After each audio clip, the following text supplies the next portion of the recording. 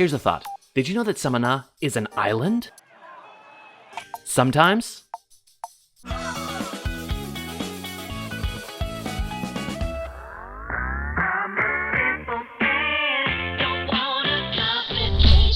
Let's take a look at some old maps of Samaná. Here's one, and here's one, here's another one, and this one even says Island Samaná, and there's another one, and here's another one, and well, here it's not an island, here neither, and this one, well, that was just weird. So what's going on?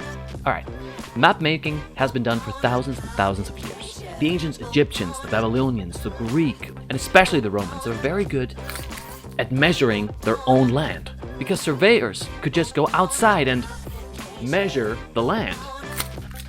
But when it came to measuring the New World, well, things got a little bit more complicated, because most of the people who actually came to the island, they were just adventurers and sailors. So that means that cartographers who wanted to make a map of the New World had to rely on the reports of these adventurers / sailors, word of mouth based on their measurements sometimes, and copious amounts of imagination. Seriously, do you think a map maker went out there and actually saw a snake swallow a ship?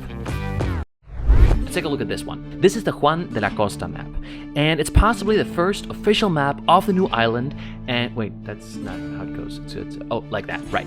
See, they didn't put north on the top back then. Anyway, we know that Juan de la Costa was a contemporary of Columbus. So if Samaná had been an island, Columbus would have said something, but he didn't. So again, some maps do show it was an island, and some show that it wasn't. So which one was it? If we look closer, we can figure it out. Now let's take a look at this French one, for example. It says Presqu'île-de-Samaná, which translates to the almost island Samaná. So basically, an island that is connected to the mainland by a narrow stretch of land, which is really just another word for peninsula. And the Latin word peninsula, peninsulae, means almost island. The almost island, okay, so what exactly is an island? An island is a mass of land separated from other land masses by water. There's no real rule as to how deep or wide the water between these land masses should be so that it can be called an island. Well, in 1870, the United States wanted to lease or buy or rent the Samaná Peninsula / island, right? So they send a shipload of scientists to the place to study it, and the chief scientist, geologist William Blake, went to explore this island / peninsula phenomenon. Okay, so this is 150 years ago, right? And what he found was pretty much the same thing that we'd find today.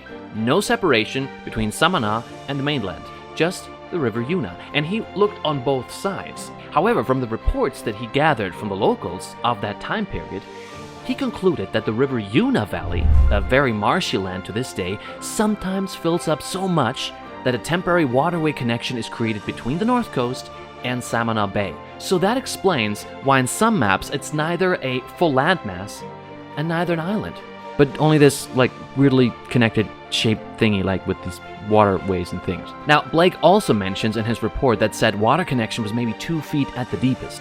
Now, he himself didn't see it, but it's possible that sometimes sailors have observed the area filled with water all the way, thus making an actual island out of Samaná. Again, sometimes.